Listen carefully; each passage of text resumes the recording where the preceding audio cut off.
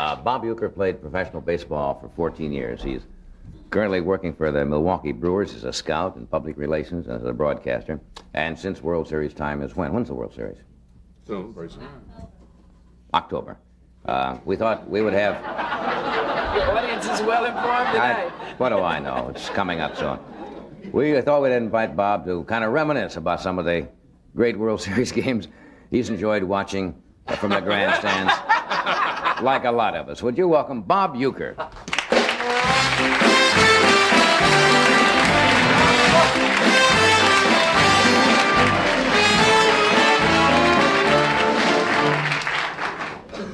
Well, it's that time again, World Series time, and your heart must quicken. Well, of course it is World Series time, and I guess, as I've said before, when the word baseball is mentioned, I guess my name would automatically come to your mind.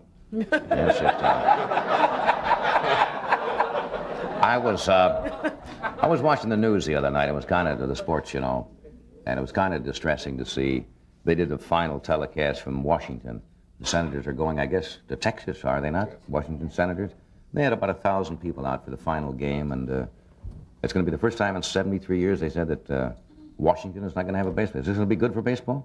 Well, there's been a lot of moves that have taken place in baseball, but I think, you know, everybody talks about moving the team. In the case of Washington, I think they should leave the team there and move Washington. Might have a point. I never looked at it that way, but certainly logical. Somebody gave me some pictures tonight. Are these some of the highlights Yes. of your career? Right. 14 years. How many teams did you play with? I was with 4. Everybody wanted to take a chance on winning the pennant, of course, so... You kept going from Right. team to team? Right. Okay. Let's, I haven't seen these myself. I'll tell you what I'll do. I'll hold them up, and maybe you can tell us what they're... They see the monitor up there. Obviously, it's a locker room celebration. No, this is actually a picture of me getting ready for a game.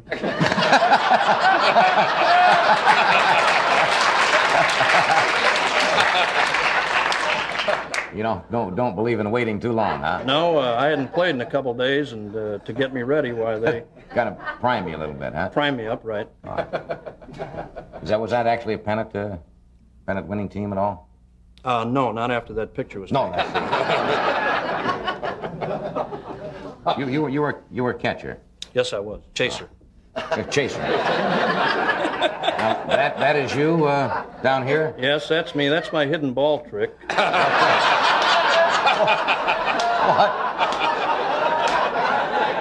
What happened in that particular? Well, I'm sure you've heard the phrase, he had his bell rung. Yes. That it's chimed for quite a while, doesn't it? Yes. Yes. All right. I'm not quite sure what this is. This is a series of montage of pictures. What does this show? Well, I this, guess the first picture is where up Right. here? Yeah. This, John, you remember when I talked about catching the knuckleball? Right. The easiest way to catch it was to wait until it stopped rolling and then just pick it up. I see, and there it is on the ground. See You're looking around for the ball there in that middle picture. then the umpire finally picked it up and gave it to me, and I made my throw. You made your throw after that, huh? All right. This is obviously, here we get a shot of it. This is obviously a team. This photograph. is a team picture that once a year they have these team picture days, is what they are. And on this particular day, this cost Bob Gibson, one of the great pitchers in baseball. It cost him and I a couple $100. They had taken the picture and they had proofed it and everything, and then brought it back to the ballpark before they finally caught that scene there. What? Can you come in a little closer on that? Well, Bob and I are holding hands. We're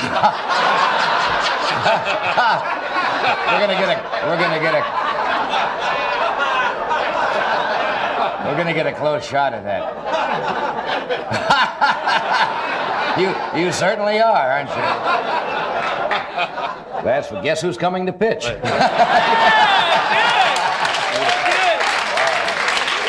That's a funny put on.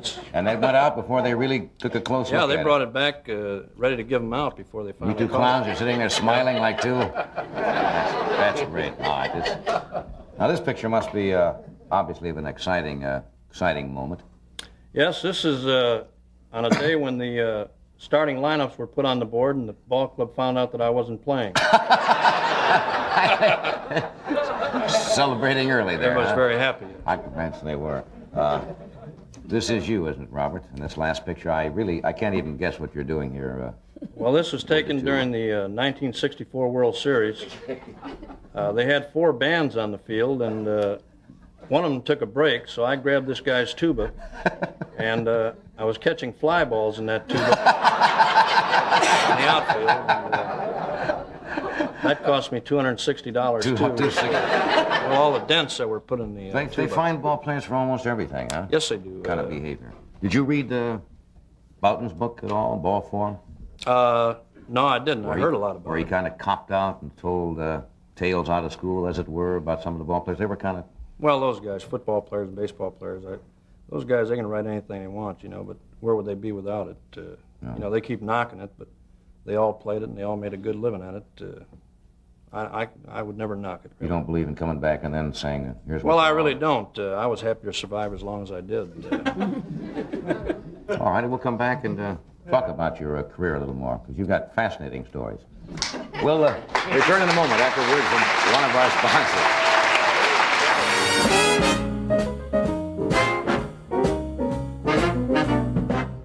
We're talking with Bob Uecker, who spent 14 years in the majors. Was your dad an athlete? I mean, where did you get you got the physique of an athlete? Where'd you get the ability? Well, I guess I did get it from my dad. My dad came to this country as a soccer player. I didn't know that. And, well, he wasn't actually a player. He blew up the balls is what he did. That's part of it. Well, the big thing, I think a real tribute to my dad was the fact that they didn't have pumps at that time.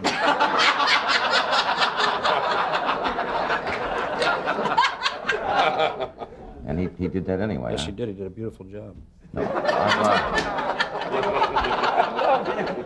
I've noticed when I watch ball, most athletes, for some reason, go through kind of rituals or superstitions. They wear the same uniform, the same pair of socks. I think one of the tennis players, somebody like Cliff Ritchie, has one pair of trunks.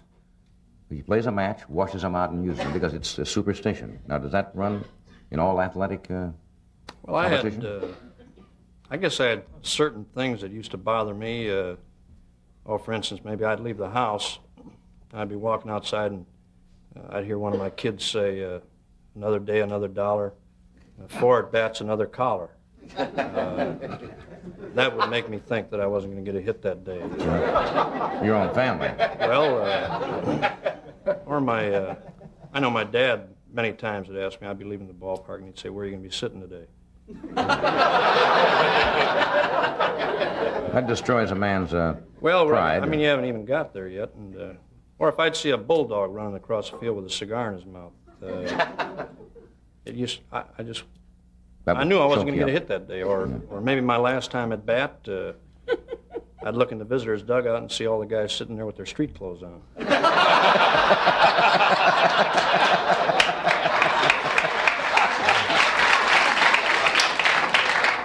What's the weirdest superstition with other players? Well, I've seen a lot of players. Other players, some fellows have a superstition about picking up dirt. They pick up dirt. I'm sure you've seen them do it, and pick up dirt and throw it out of their hands. And if you do it, they'll do it again. I don't know what it is or why they do it, but if you pick up dirt after they do, they'll bend down and pick it up again. I mean, this can go on. It could be a 9-inning dirt picking up. Yeah. You see players, a lot of players coming from the outfield to the dugout. They always have to touch, well, either third base or second base, whatever it is. I've seen that when they run in. Now, a player on our bench would try and race out there and beat him to the bag. And it really does bother a lot of players. I mean, if somebody else touches a bag before they do, they're done. That's all over for the day. Right. I never had the problem of touching any bag. You didn't make a lot of treks No, I around, didn't. did you? Did you hit many homers in your career at all? No, I didn't. I think Well, there were days, a lot of things used to bother me, John. I'd maybe get a threatening phone call from somebody where, I'd pick up the phone, the guy would say, I hope you get a hit. And you'd choke right there. Well, I mean, it just, there's nothing you can do about it. It just bothers you the rest of the ball game. Did you ever play Little League ball? Yes, I did. Well, they didn't call it Little League ball at that time. Yeah. They changed the name a few years after I started playing, but I played Little League baseball, and I think really too much emphasis is put on winning and losing with Little League players, really. I know I tell my boy, he comes home and talks about not playing, or another boy is better than he is, and I tell him you've got to work harder, you've got to play more, you've got to try and do your job better. And then, of course, if he's still better than you are, well, then it's up to you to get him on the side and just hit him with a bat or something. You've got to have a certain amount of aggression there. Yes, Child has got to forge ahead. Let me hit her up here a second. With transit fares going up, are they going up again? Yes. Oh, I didn't know that. You certainly don't want to be paying for 2 seats, do you, Ed? Not me, Johnny, but you don't have to starve to reduce. Your daily weight control program could start with this: the Kellogg's Special K breakfast. Special K cereal, juice, orange or tomato, a little sugar, some skim milk, and some coffee. And you know, a breakfast like this satisfies the appetite all morning. And it's less than 240 calories. It's 99% fat-free. What a delicious way to fight inflation. The Special K breakfast.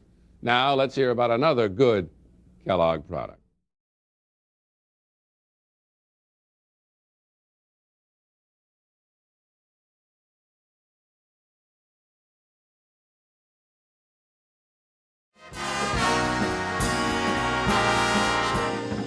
All right, my first guest tonight, folks.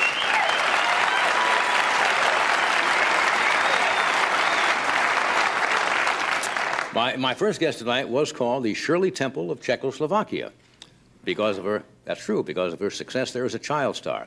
Now, I understand when President Reagan visited Chicago in June, she performed for the president, and the local media in Chicago was so taken by her that they started an actual campaign to get her booked on The Tonight Show.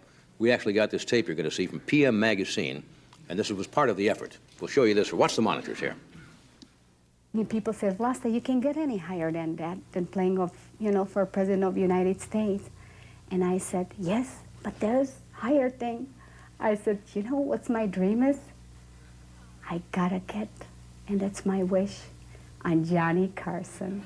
Here it is, the one, the only, Johnny Carson polka. Let's welcome Vlasta. Come on, folks, and hear me out. What I have to say is all about your hope. Johnny Carson is his name. Chicago Radio's Jeff and Jer have made Tuesday Vlasta Aid Day on their WFYR-FM morning show. The phones jam up with callers who pledge signatures on petitions to send to The Tonight Show. We will never give up. If this takes 10 years, we are going to get this woman on The Tonight Show somehow or another. She's just so genuine. You really want to pull for her. You really want to see her on there. And it'll really be a victory for everybody. So the response has been incredible. Well, folks, I'm here to tell you...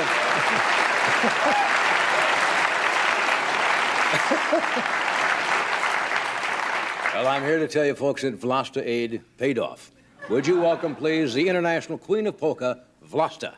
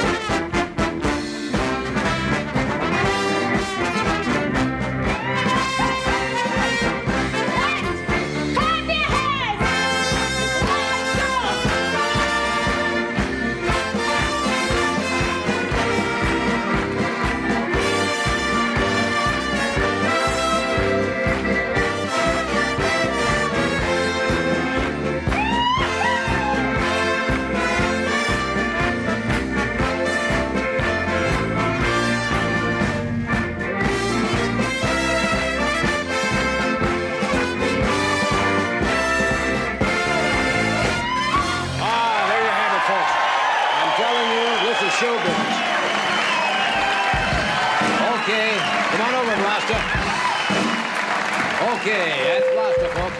Unplug the amplifier there. Okay, a little getting disengaged. How are you? How are you? How are you doing? Johnny. Yeah, sit down here. How are you? Okay.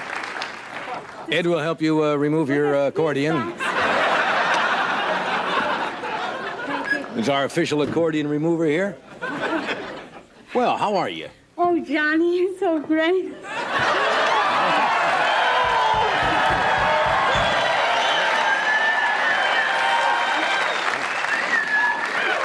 come on now. I don't want people to think I booked you for any, sexual reason. How are you? It's nice to have you here. Thank you very much, Johnny. Can I have your drink or something? It's a little coffee. Would you like some water? Anything, just your coffee. So is that you right? have a little coffee there. See? Did I pronounce your name right? Vlasta? Vlasta. No last name? It's a Czechoslovakian name. She was a warrior Vlasta was a warrior. against the men. I didn't know that. Yes. Yeah, but you'd use no last name at all, huh? I tell you why. I use it like Cher. Okay. Vlasta. Who was also a warrior against men. So we'll take a break and we'll be right back.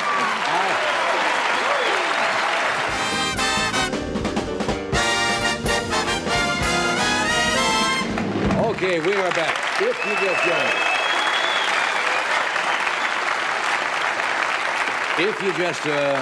If you just have joined us, this young lady is called Vlasta, just queen of the polka, international queen of the polka, right? Yes, Because yes, you Johnny. do come from Czechoslovakia, and you were telling me about this dress. 100 years old, did you say?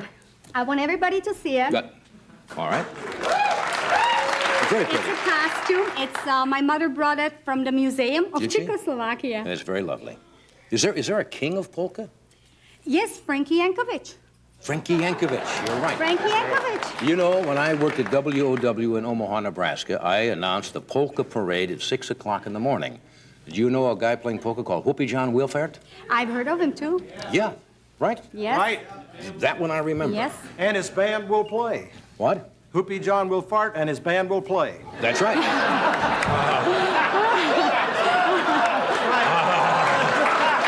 That's absolutely true. Now, look, I know you're from Czechoslovakia. Now, shame, but didn't the polka now originate in Poland? Or am I wrong? Well, a lot of people think, a polka means a Polish girl. Mm-hmm. But if anybody looks in a dictionary, it is, that's the translation. But really, in a dictionary, if you look, the polka means a half step. I see. But it originated. Polka originated 1830, Johnny, in a little village. And the girl names were Annie, Anichka called. Anichka called. Yes, and she was a polka girl, and she started the polka steps. Later on, matter of fact, it went to Vienna, England, and every place. And people, the white, the cream of the folks, they used to pay in silver money, and then it came to United States. But the Polish people are the greatest promoters of polka in the United States. I think you're right there. Yeah, that's true. Chicago, especially. You still practice all the time? Oh, Johnny, I practice about 5-6 hours a day. 5 or 6 hours a day? Yes, I do. Because it's a great instrument, and especially to be performing. And thank you, Mr. Doc Severinsen, to let me be part of you, because if you appear with Doc Severinsen, you can be that bad. That's right. You have to have certain... We set certain standards to play with Doc, and you... He is one of the best. He's one of the best. He is one of the best. Johnny, I come from the suburbs, from Berwyn. You come from the suburbs where? From Berwyn. Berwyn. Berwyn. That's right. So this is what the whole Chicago is watching tonight. Yeah, well... Now, you were called the Shirley Temple of Czechoslovakia. Yes, because I look like Shirley Temple when I was 4 years old. You still look a little like Shirley Temple. Yeah, you've got that cute face. Yeah, I used to tap dance and done about 20 movies.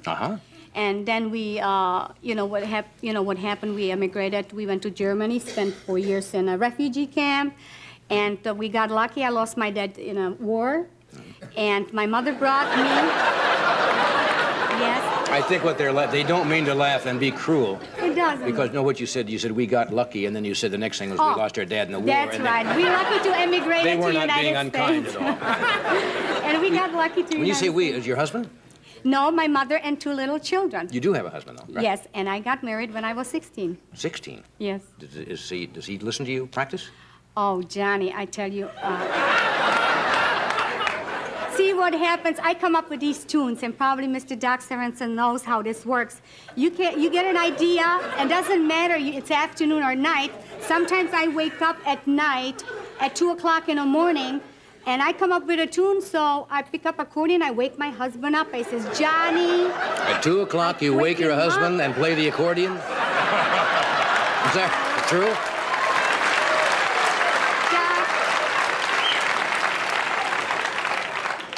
Doc, you told me I can call you Doc? See, He's not a Mr. medical Sorensen- doctor. Did he tell you he was a... Did he try that routine about being a medical doctor? Okay. No. We've had some problems here in the studio. So he must understand, too. You know, tunes come to you. That doesn't mean, 6 o'clock evening, are you going to write? No, it comes at night. So I wake up my husband. I says, honey, can you listen to this tune? So he gets up and he's listening to the tune. Sometimes he comes from work, and you guys are terrible. You either come from work, you read the news, watch the football game or baseball game, nobody can talk to you. So I wait when my husband takes a bath, and then I'll take my accordion, sit on the toilet seat, John.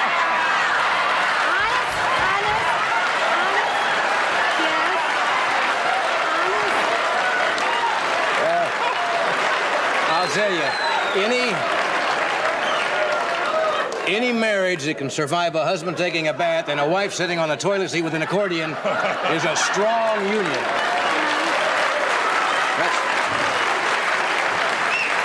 And especially Johnny, when I work on your lyrics, that was my hardest one, because Where did you compose that? May I ask?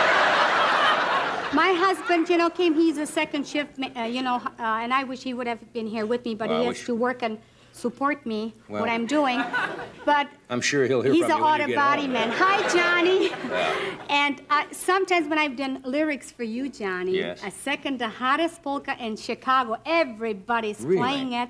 I wrote the lyrics when I was taking a bath with my husband.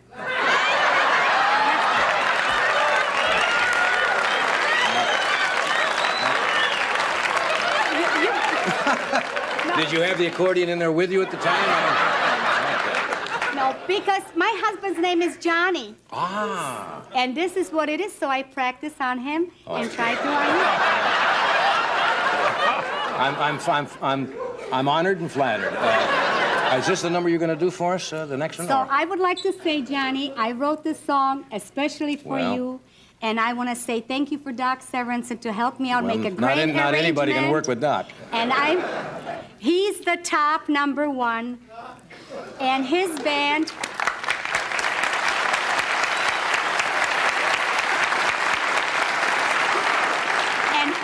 And Johnny, this is my honor to be on your show, and I want to thank you, Chicago, for putting me on Johnny Carson show. Thank you. Thank you. Okay. What? Johnny, Yes. this song is especially the polka. And do you think you can come here because it's especially for you that I can show you little bit steps to polka? Would you do that? I really don't know how to polka. I'll teach you. It's very easy. 1, 2, 3. Next time. Yeah, we better do it another. If we do all this, we're not going to have time for Alan, so maybe we can just play it this time, and we'll dance at a time to be announced in your local paper. What, dear? Can you help? What do I do here? Just put it over. Yeah. Okay. That's it. Okay. And just here. Okay. This. Right?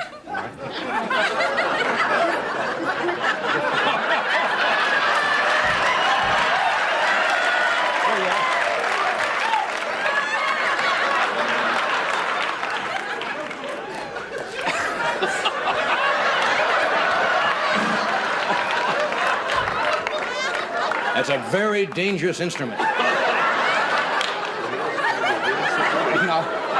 We've talked long enough.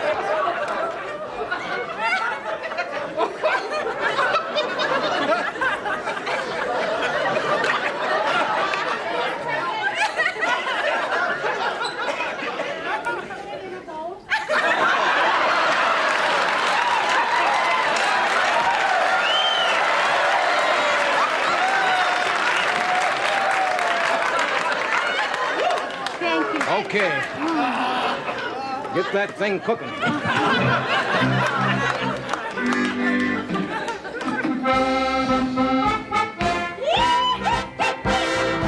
Come on, folks, and hear me out what I have to say. It's all about your host, Johnny Carson is his name. He's on each evening entertaining you. Yes, on tonight's show, he made it polka too. Johnny, Johnny, come on, dance with me. I'll teach you the polka. It's lots of fun, you'll see. Johnny, oh Johnny, it's just 1, 2, 3. You'll feel great all over if you do the polka with me. Yeah!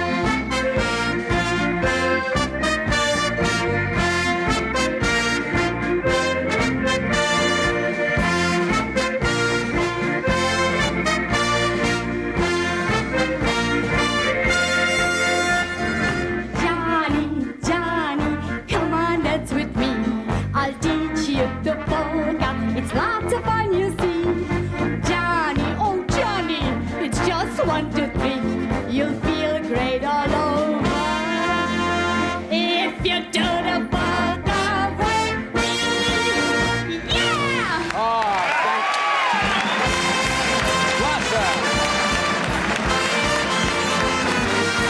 thank you, Lassa. We'll be back in a moment.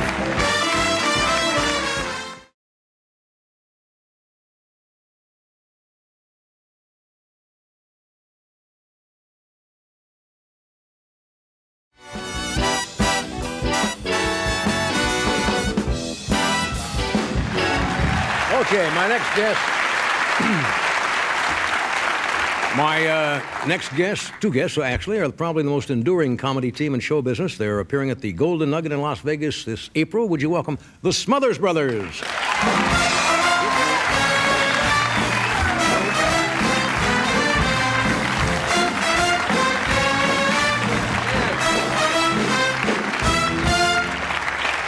Or the Smothers brother. Hello, Yeah, no, Rick. we're the Smothers Brothers. Dick, where is Wherever I am, Tommy is near.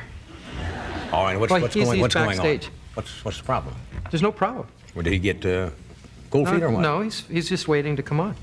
He has something special since you set up that sign. That was such a cute thing. Oh, thank you. And it's the last time that we're probably going to do the show with you. And the Tonight Show with Jack Parr started our I know. career, and the very last part of his run. And then we've done your show all over the years, 30 years. my And goodness. since this is the last time that we'll have time to do your show, Tommy wanted to give you a gift from his heart because he feels such a kinship to you. And comedic geniuses and Right. and all that kind of stuff. All And, that. he thinks you're very handsome too. Well, isn't that nice? Good-looking guy. Thank you. Yeah, and so he wants to give you a gift, but I have to have Ed has help to me. carry it out, or Yeah, what? Ed, could you introduce my brother? Sure, We I would will, yeah. deem it an honor because of all these years you've done it with Johnny. It would make him feel. I got to tell you what to do. Yeah, so just. Okay, is that all right? Yeah. You ready? All right, so he's here. And now, here's Tommy.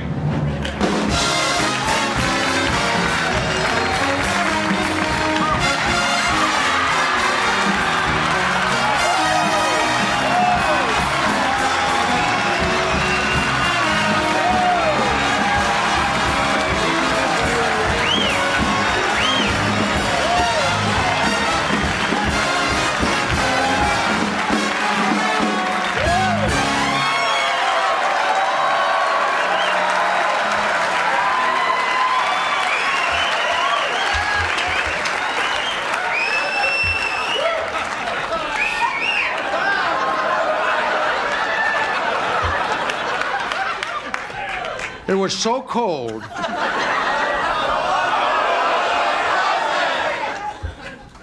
42 degrees.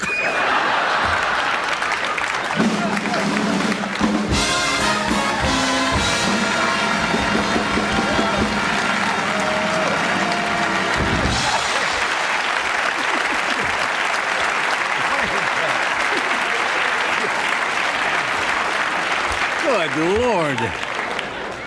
Do I look as bad as Ed Sullivan? I mean... you almost matched the jacket, too. How you doing? I'm doing fine, Johnny, and we've done, how many shows have we done? But 25, At least. 25, 30 shows. And when you announced you were going to retire, which was 10 years ago,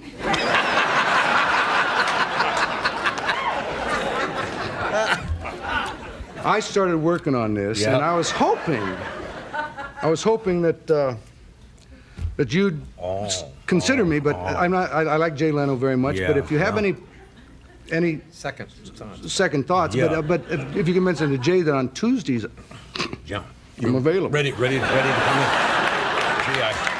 well, it was really, John. Now I can't do anything. Now I can't. You know, we wear the same size clothes. In fact, this is your jacket. You got. And I'm fully. We've been married 3 times. Yeah, that's true. Unsuccessfully, and anyway. You just figure you're ready for it. Yeah, huh? but the best thing that's happened for Dick and I, not for Dick and I, but for me particularly, is an announcement that I'd like to share it this morning at 7 a.m. My wife had a baby boy. Thank you.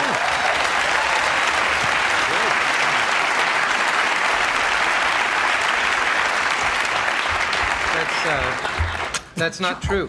What? What do you mean it's not true? Wait a minute, Tommy, you just going for some love from the audience? What is this? Are you? No, Wait a minute. You did that just to get applause? He's not telling the truth. That's right. Now, why do you come out here? You start off at Johnny's last thing. You start off. You do a great job with Johnny, and then you say something that's not true to this audience. Why do you do that? If you hadn't said anything, they would have bought it. But that's lying, Tom. That's lying.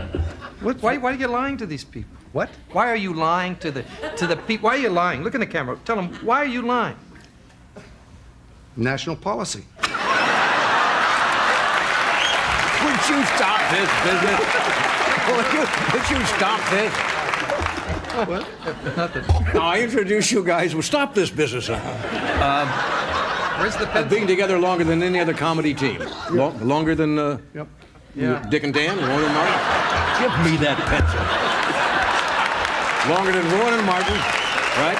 How long altogether you guys been together? We're in our 34th year as a team. That's a long run. Yeah. How do you sustain it? But see, most people don't grow up and say, I want to be part of a comedy team. Yeah. They use that as a means to an end, and we're being brothers. I think it's a natural, and we always approach the relationship as like a marriage, a real old marriage.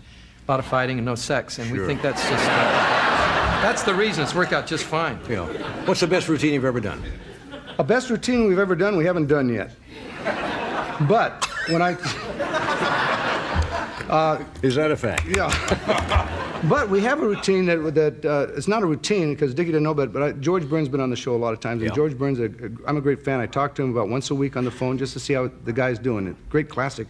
Yeah. And he said to me when he knew we were going to do the Tonight Show with you, he said, why don't you do the famous What Kind of Dog bit is it? That was done, he said, back in the late 20s, early 30s. It ranks with Abbott and Costello's routine, Who's on First? Yeah, what was it called? It's called What Kind of Dog Is It? Done by a comedy team called, in the late 20s, called Benson and Hedges. There was a straight man and a regular guy. Benson and Hedges was a comedy team? I didn't know that. I didn't know. No, you just said they were a comedy team. You said, George said Benson and Hedges. I'm sorry, if I said Benson, I meant Black and Decker. Black and Decker.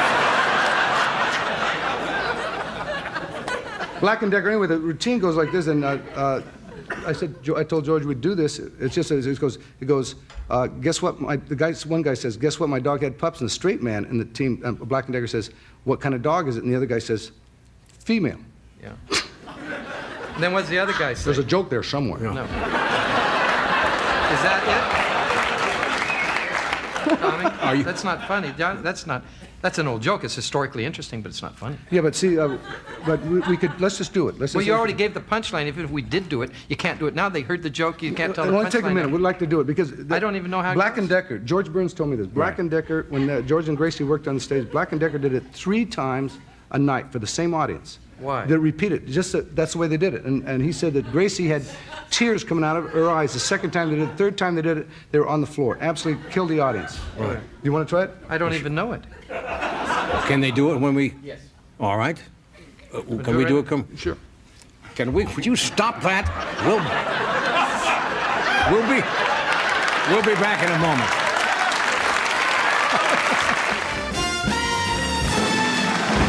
We're back to Tom and Dick's Mothers. Now, have you guys worked this out, this routine? No, I don't know anything about it. Okay, wait a second. This is how it goes. This is what kind of dog is it? Wait a minute. No, what? Just work with me. Okay, I'm going to go up myself. I'm going to say to you, guess what? My dog had pups. And you say, what kind of dog is it? And then I do the punchline. But it's not funny. Let's work with it. Let's try it. Go on. Go ahead. Come on, Dick. Go ahead. Give it a go.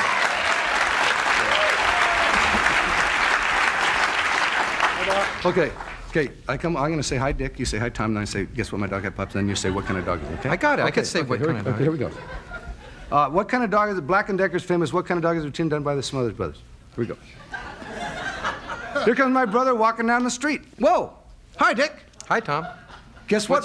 What street am I walking down? What difference does it make? You want me to walk down a street? Okay. I don't even know the It doesn't bit. make any difference. Give it a name. Okay, Main Street. Main Main's Street. We're fine, walking down Main sure. Street. Okay, here we go. That's all I want to know. Here comes my brother walking down Main Street. Whoa! Hi, Dick. Oh, hi, Tom. Guess what? My dog had pups. Was it your Cocker Spaniel?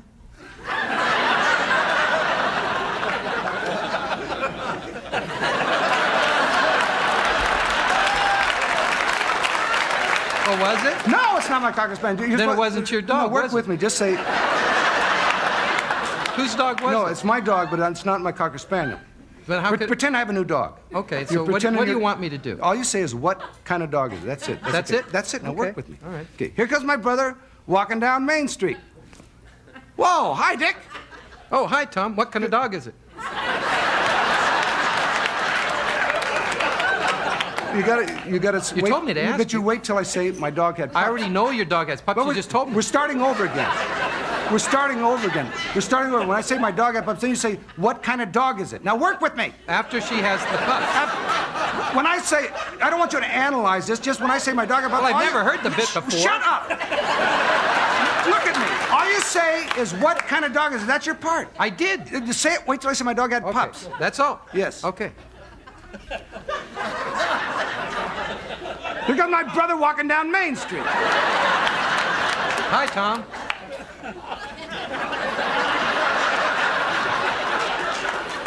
You don't. No, I say hi, Dick. You don't say hi, Tom, because you haven't seen me yet. Well, I thought I was looking at you. No, I'm not there yet. I say hi, Tom, then you say hi, Well, Dick. where are you? I'm not on Main Street, so how could you say hi, Tom? Well, how do I know where you are? I'm on Westchester. I see you way down there with your backs to me. You're on Main Street with your backs to me. So how could you say hi, Tom, if you don't see Because me? I thought I It saw wasn't me! Well, it sure looked like It wasn't me! Well, whoever it was had your dog. When it's starting to work, Did it? Come on. This is straight out. Hit him with the punchline. Come on, hit him with the punchline. No, I'm not going to do it. Do it now. No. Tom, you worked all the No, way to... it's a perfect bit. It was this piece What's was wrong with suggested. you? Wait a second. It was suggested by George Burns, Black & Decker. It's a classic piece of material. You want to embroider We it? got You want to laughs. ad-lib across it? I don't Well, want to how do you want me to do Do it? it verbatim as I told you to do it. Okay, you got it. Verbatim. Here comes my brother walking down Main Street. Hi, Dick. Hi, Tom.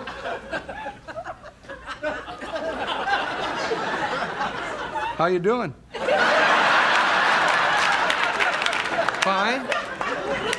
Fine. Oh, guess what? What? My dog. Hmm? My dog had pups. My dog had pups. What kind of dog is it? Female? Hey, it works both ways. Isn't that amazing? That George Burns really knows his stuff. I like that one. That's great. Yeah. I love that.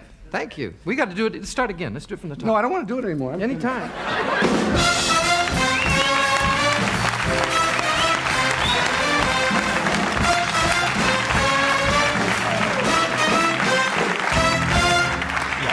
Good. Oh, God. 34 years. Do you guys remember Wheeler and Woolsey? Yeah. That name rang a bell. They were a comedy team. Don't remember. In films, Wheeler and Woolsey. Don't remember them. Yeah. Well, you Olson and Johnson? Olson Remember them, Johnson, yeah. What are some of the other cars? Gallagher and Sheen go way back? Ron Ross and and Martin? Dunn. What? Wayne and Schuster. Wayne and Schuster. Oh, yes, of course. They only appeared on the Sullivan Show. Here they are, Wayne from Canada, Wayne and Schuster. You know, never could tell which one was Wayne and which one was Never Schuster. could tell. Never could tell.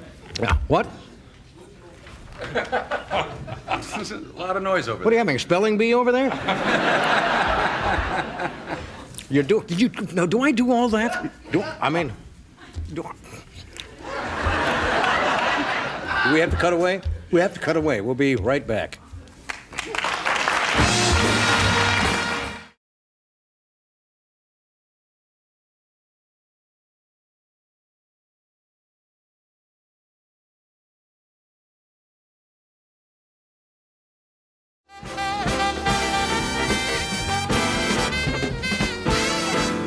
Okay, we are back.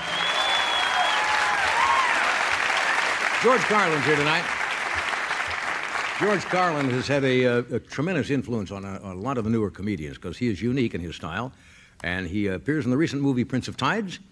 And he just has his 8th HBO concert airs this month, and he's just nominated for an Emmy for his children's show on PBS called Shining Time Station. He's going to be performing in New Orleans this Saturday night. Welcome, Mr. George Carlin.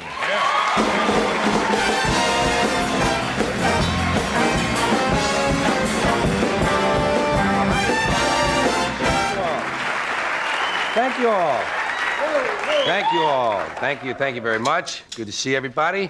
This is my last Tonight Show with Johnny Carson, and this is my 105th Tonight Show. By no means,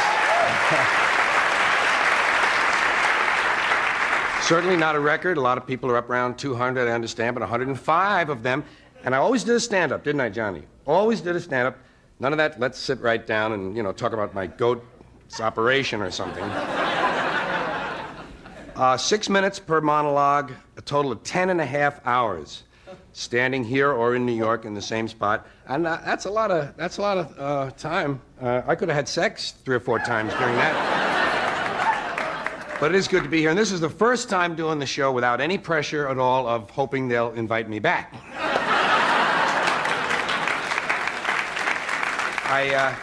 Commissary, can't say enough about the commissary. Went there again tonight, Johnny. The penguin, cacciatore. Sauteed bat groins I had. Very good, very good. And the diced loon. Also, you might be interested, Johnny, a wonderful new restaurant in the valley, Top of the Schmuck. Have you been there yet? Yes, well, it's a big 15-story statue of a schmuck, and the restaurant is in the Hat Band. You might want to drop in. Really a good place. You have to forgive me, I'm a little nervous tonight. I only started recently shaving my legs. And boy, that takes a lot of foam, doesn't it? And the aftershave, whoa. Well, I'm not feeling completely well. I was traveling in Pennsylvania recently, and I was beaten up. Oh, you're from Pennsylvania? I was beaten up by a buggy full of Amish people. I'm not expecting it. Anyway, working on a nice new investment of mine, a roach spray. It doesn't kill the roaches, but it fills them with self-doubt as to whether or not they're in the right house.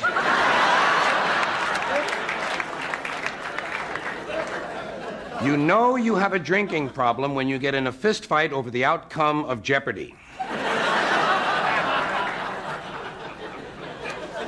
I would like to announce tonight I am no longer saying have a nice day. I got finished with that years ago, but I don't believe you should put the responsibility on a person of having a complete nice day. I'm giving specific short-term well wishes now.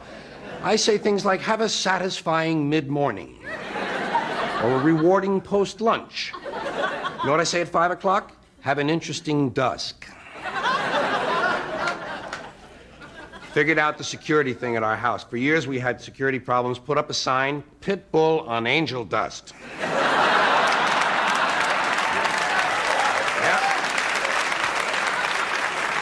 And nobody has come by except 2 guys on angel dust, actually. And as long as we're talking about signs, you know that sign, severe tire damage, do not back up? Well, when you're going through there forward, don't you worry a little anyway? Maybe they didn't get it right. Maybe a guy on drugs installed the spikes. Or maybe you're on drugs. And you're hoping you're going forward. Say, am I backing up? Well, let me take a look at the spikes. Oh, can't see them. Better back up a little.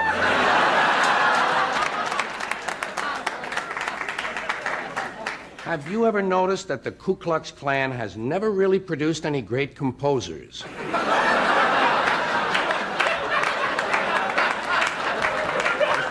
Just an observation.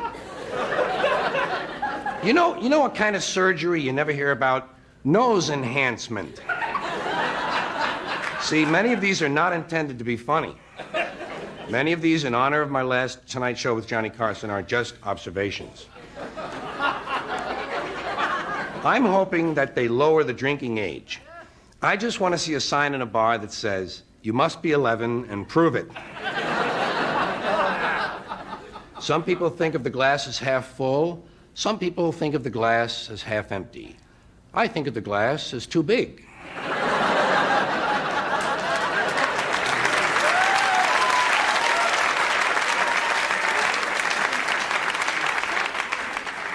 If you fall asleep in a house where there is an adult woman present, when you wake up, you will have a blanket on you.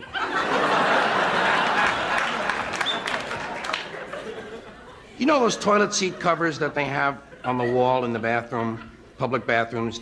They come in packages of 250. Someone had to decide that. Another one of those interesting observations.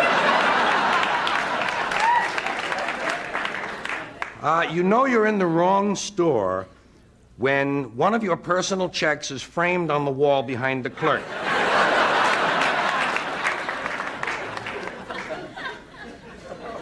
Do you think it's more immoral to kill a 300-pound person or two 150-pound persons?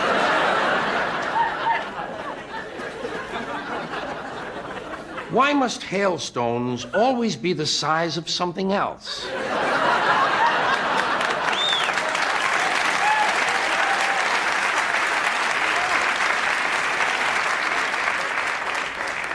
Names are very important. I think the Second World War would have been a lot easier if his name had been Slim Hitler. 3 observations in 1 monologue. You know what you never see, and I'll close with this. You never see a really romantic French ballad singer with a 12-pound cyst on his neck.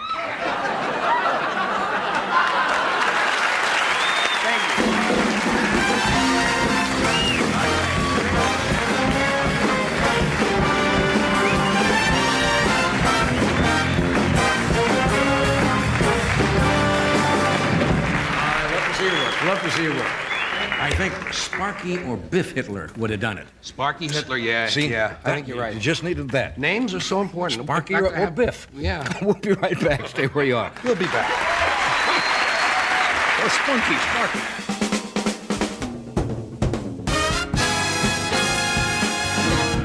We're back with George Carlin. Indeed we are, friends. Congratulations on that. That's nice. That's nice to get the Emmy for PBS on the kids' side. It's a nomination, and I hope marvelous. I'm up against Mr. Rogers, though. Oh. So we'll Can see. you say, I hope so? I'll Anyway. be practicing. Yeah. When's the first time you did this show before I took it over, didn't you? Yes. You go back to the Parr days. My first time on was with my partner, Jack Burns. Jack later got more fame with his other partner, Avery Schreiber. You're right. Burns and Schreiber. But got more fame. That's a strange phrase. Yeah. But I didn't want to say notoriety because I don't like that word. Yeah. Yeah, you know what? Dreams come true. Dreams come true. Jack and I were still in radio in Fort Worth. Right. And we wanted to be nightclub comedians. And he was the nighttime newsman, and I was the disc jockey from 7 to midnight. And afterwards, we would go home, we would turn on the TV, watch the Jack Parr show, and then we would fantasize doing mock interviews as what we would say if we were on there. And this happened every night. And some of them got very funny, and I was just sitting there in our underwear, you know, watching TV, watching the Parr show, and 7 months later, we were on it, which is amazing. You know, Yeah. I mean, we still stayed in radio 3 months past that. So 4 months after being in the business in 1960. Sometimes it works. Yeah, 1960, Jack and I were on. Arlene Francis was the substitute host that night. We didn't get on with Parr himself. Then I did it once in between Parr and you when they That's were right, the testing, transition. trying people. Right. Mort Saul was kind enough to bring me on. And my first time with you was 1967, and I've done, like I say, a 105. long time. Yeah.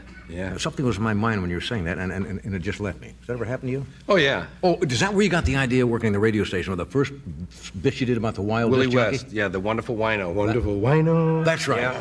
That's fun. Yeah, I used to...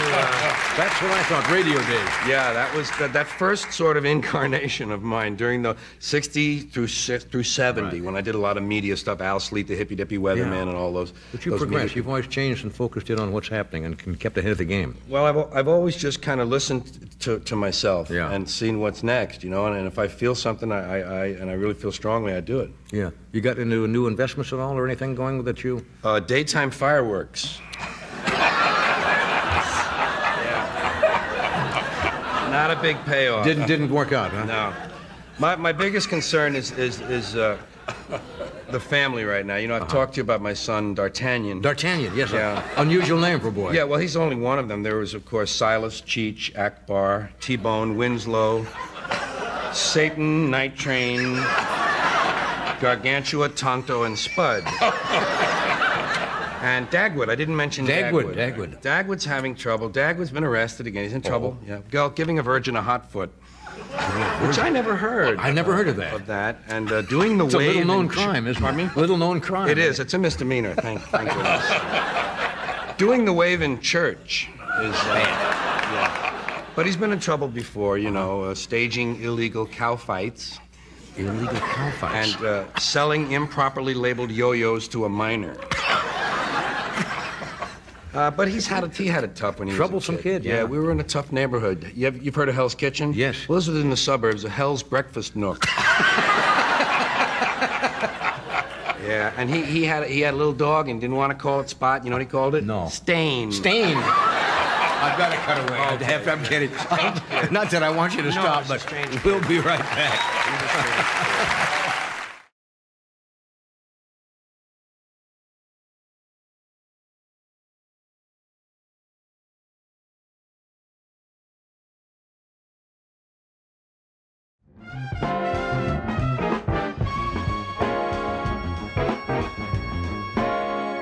You all know this next gentleman loves to perform, loves audiences. Currently working his own nightclub, Dangerfields, in New York until February the 3rd. Love him. Then he opens at the Aladdin Hotel in Las Vegas for 3 weeks, Gets no respect. starting February the 6th. And here he is, Rodney Dangerfield.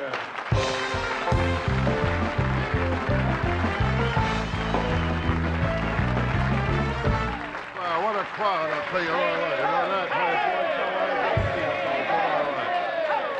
Now, I'll tell you, I'm all right now, but last week I was in rough shape, you know? I mean, last week I told my doctor I want a vasectomy. He said, with a face like mine, I don't need one. And I tell you, nobody likes my looks. My mother would kiss my brother goodnight and scratch me behind the ears. Oh, my mother, she never breastfed me. She told me she liked me as a friend. I don't know. I tell you, I know I'm ugly. Well, while the guy was mugging me, he took off his mask and made me wear it. No, I tell you, things happen to me you wouldn't believe. Like the other night, I found a guy's wallet. Inside was a picture of my 2 kids.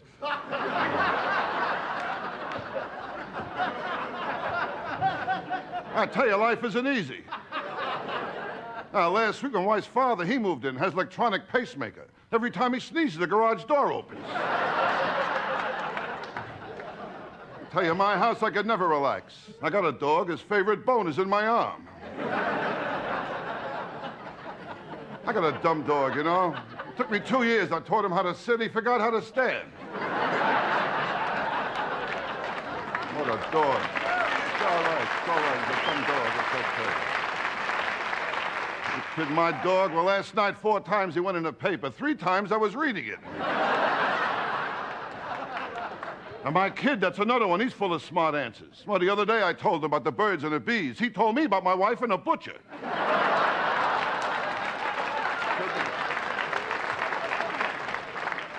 I don't know. I tell you, I meet the wrong people. That's my trouble. Like last week, I met the Surgeon General. He offered me a cigarette.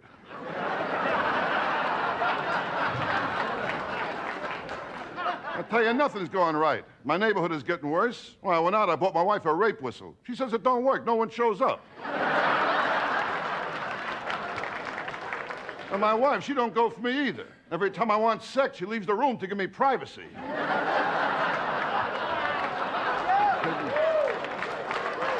I tell you, my wife always gave me trouble. Well, at my bachelor party, she was in the movie. Now, that's the story of my life. No respect. I don't get no respect at all. You kidding? It's not easy either. You kidding? No respect from anybody. This afternoon, I was in a bar. They told me to get out. They wanted to start the happy hour.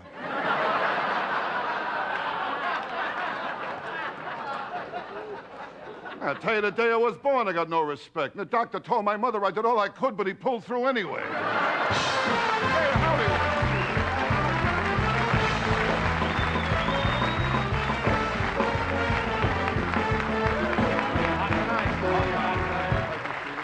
Thank you very much.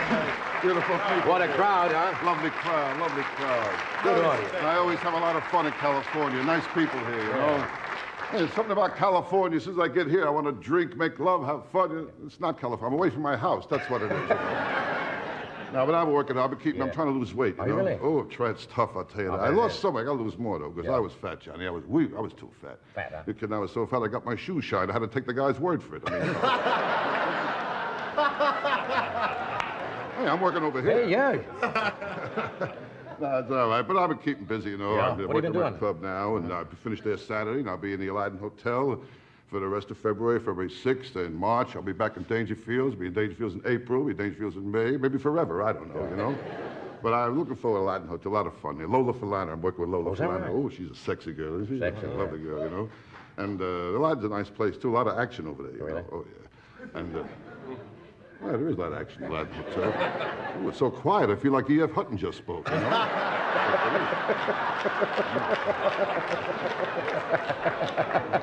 No, I tell you, last year in Vegas, I worked at a very small hotel. Small Very place? small. Oh, small. You kidding? The slot machine had one fruit, you know. I didn't know that. Very Small place. small. You Yeah. kidding? But at showbiz, there's always problems, Johnny. Showbiz, forget about it. Last week, my fan club broke up. You know, the guy died. Oh, showbiz. You kidding? You know, I've been knocking around for years, you know. Yeah. Now, you kid, when I started in showbiz, I was in ventriloquism. Then I had to quit. I got too big for the guy's lap, you know. Well, you know. How's your health? It's always, health is okay. We'll get to the health. Yeah, we'll get to the health. Didn't want to rush Set you. my continuity here. You got to watch out for this stuff here. You know how it is, don't you? What do you I want got to talk other about? problems besides health. What are some of the too, other you know. problems? I'm still drinking too much. Oh, I'm a bad drinker. Forget it. Bad drinker, huh? I got loaded a few weeks ago. The way I carried on, it was awful, Johnny. Yeah. Well, I'll put it this way. I mean, it's good to be back in men's clothes again, you know? Really flip out, huh? I tell you. I mean, I want to relax. I can't relax. You kidding? I tried sniffing coke. That didn't work out either. I couldn't get the bottle up my nose, you know?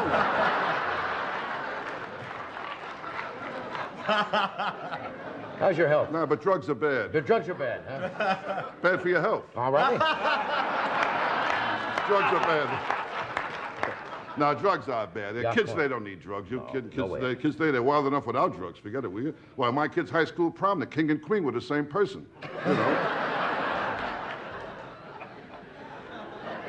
No, but drugs are bad for your health. And health is important. Ask my friend the doctor, Dr. Vinny Boombatz. How He'll is tell you the Doctor? same thing. He's fine, he's fine. How The is doctor it? is okay. How is the doctor? I called him last week. As a matter of fact, I swallowed a bottle of sleeping pills, you know. He told me to have a few drinks and get some rest. You know? Doctor's fine. When you get older, you start seeing doctors, you know, and I'm getting old. I know I'm getting old. You kidding? I walked past the cemetery, 2 guys ran after me with shovels. I mean, I know I'm getting old. And my sex life is very bad, too. Very bad, Johnny. You kidding? If it wasn't for pickpockets, I've no sex life at all.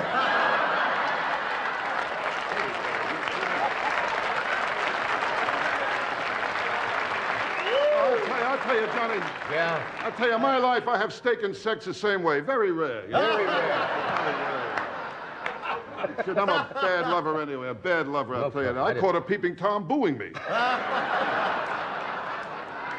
Now, I'll tell you, Johnny, girls who like me are getting older and older, older. And I took out one girl. Who was she old? She was old. Ooh. How old? I'll tell you how old. She was so old when she went to school. They didn't have history.